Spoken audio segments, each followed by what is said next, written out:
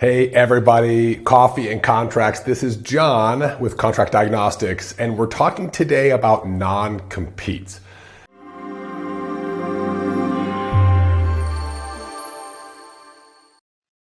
Now, there's been a lot of stuff in the news lately on non-competes, and to be honest, we don't even know how it's going to end. But there's been a lot of discussion at a national level with what to do with non-competes. Now, if you're a physician, I'm sure you've heard the word non-compete before. It basically is a restriction during, usually, and oftentimes after your work is done at your facility that says you can't work for a certain time frame in a certain geography. So it might be, it might be county-based, it might be specific hospital-based, it might be a radius-based. So say 2 years, you can't work for 10 miles from anywhere from your primary location, or 5 locations, or as many locations as the facility has. They vary in how they're worded.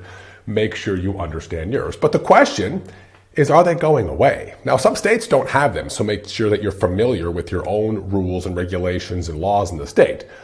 But if the FTC can get something passed that says, maybe we don't need non-competes anymore, what will it look like for physicians? Will there be exclusions? So there's already been some discussions in Maryland as far as excluding high-wage individuals. Physicians fall into that. There was a ruling on January 5th that gave 90 days to make comment, and if they decide to push it back, they could enact it. They could enact it 180 days after the 90-day comment period. Of course, if anything does go through, there's going to be litigation and all kinds of challenges. And it's going to take, I would assume, at least 6 months, a year before anything really falls out and means anything. The Chamber of Commerce is going to actively fight against this, whether you're a physician or you work at a tech company or whatever. They feel that non-competes are relevant and important for the folks that belong to the Chamber of Commerce.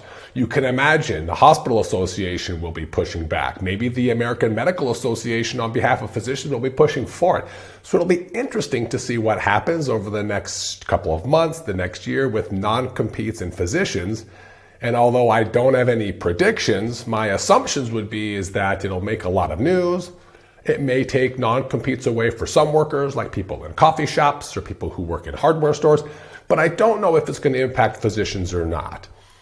We will keep you up to speed as far as what happens with non-competes.